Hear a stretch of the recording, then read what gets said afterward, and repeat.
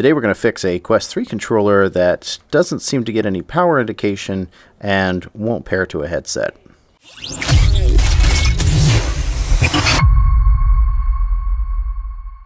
Welcome back to Fix My Oculus. Today we're going to fix this Quest 3 controller. It just doesn't power on.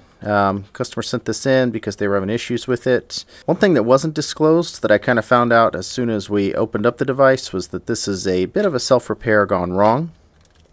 If we open up the controller here, we can see that there's tiny little marks here where the customer tried to get into the device and they were just, clearly shimming things in here over and over again. And to the best that I could determine, in one of these attempts to get the faceplate off the controller, they actually damaged this ribbon here, which is kind of the main tracking LED for the device here. And if this connection point is ruined down here, then the whole thing doesn't get power, and obviously the power light indicator isn't going to turn on. So this board actually may be getting power. We'll know once we swap this LED array out. So what we're going to do is we're going to swap this LED array out, and we're going to see if the controller just works when we do that. You will need a screwdriver with a T5 bit, and pry tool always comes in handy, and then I always use tweezers for most of the repairs that I do here. If your LED array is damaged like this one is, you may need a new part as well. So before you get started on this repair, don't forget to purchase a part. If you need one, you can get a part like this on our website, fixmyoculus.com. So the first thing that I'm going to do is take the screws out of the faceplate here.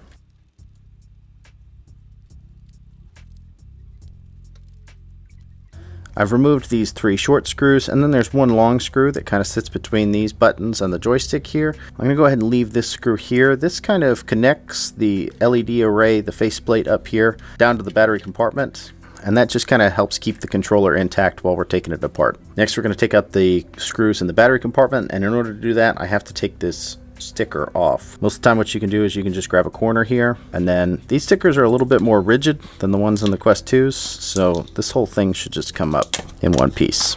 Then we've got 1, 2, 3, 4 screws in the battery compartment that need to come out.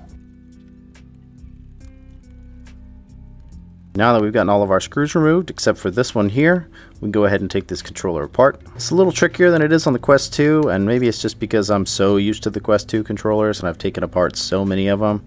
But this one we actually kind of have to pop this outer shell away from the faceplate here, just to create some room. And then this inside grip assembly will come loose here. See that little eyelet there? That needs to be separated so that that will come out.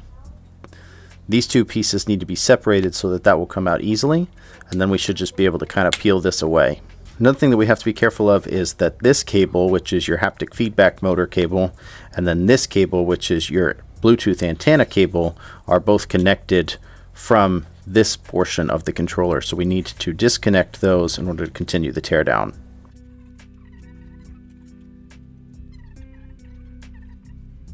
And now that those two cables are disconnected, we can go ahead and remove this outer shell that has the grip button on it. Just like that. One thing that messes a lot of people up on these repairs is this battery ribbon latch here.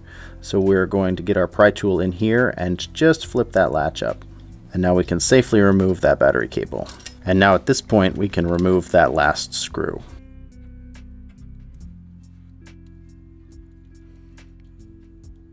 We've removed that screw, and that battery ribbon cable is unseated, so we can just pull these two pieces apart.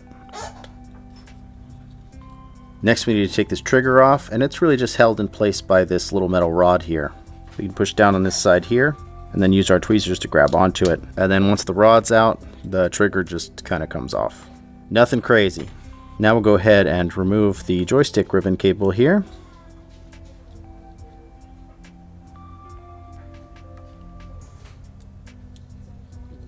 And then we'll take this ribbon cable that goes to the sensor array and we'll unplug that. And there's 2 screws that hold this motherboard down. And then this motherboard just comes up. Easy peasy. I have my new sensor array with the frame here. We're just going to set it down like that and transfer these buttons. And then we'll unscrew the joystick and place that back into the new frame. When we're putting this joystick back in, we want to make sure that the ribbon side is facing out and away from the center, and we want to make sure that the capacitance touch point here is facing toward the center. because that part of the joystick that detects capacitance needs to be able to touch that point on the board. And then we're just going to put this board back here. Make sure that's seated flush, and then we'll go ahead and put our screws back in. And this is why I think that tweezers are an absolute necessity for this job, because I'll need them to put that cable back into the ribbon latch. Can you do it without tweezers? Yeah, probably. Is it a lot less fun? Definitely. And we'll put this joystick ribbon back in as well. Close that latch. Be very careful with those latches. They don't go back on easily. And we'll go in reverse order here, and we'll put this trigger back on. Really, this is a matter of making sure that things are lined up and making sure that that trigger spring there is seated on that contact point on the board.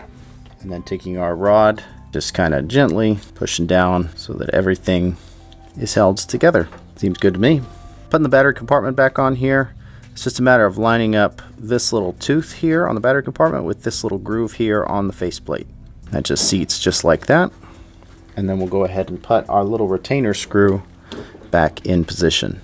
And we'll go ahead and reseat that battery cable and gently close this latch. Okay. And now we should be able to throw a battery in there and see if it gets power now.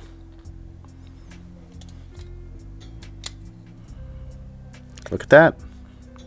That's a good sign. Go ahead and take this part of the frame and the grip, and we will slide that over the trigger. Lining everything up here.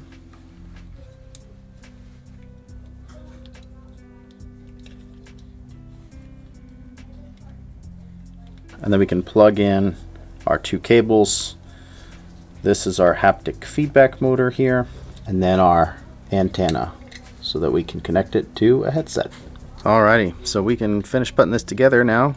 Really just need to put this inside grip portion on.